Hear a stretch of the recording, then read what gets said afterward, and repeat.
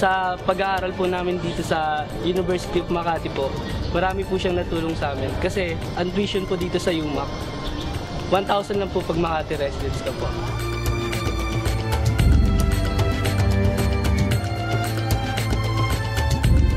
Para sa akin po, si Mayor Binay po, isa pong matapat na mayor. Tumutulong po siya sa mga mahihirap po.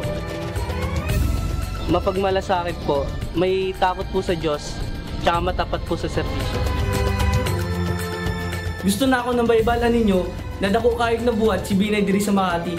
Tungod sa iya na bago ang kinabuhi namo. Kaya di mabago ni Binay ang kinabuhi natong tanan. Gaganda ang kinabuhi natong tanan kay Binay.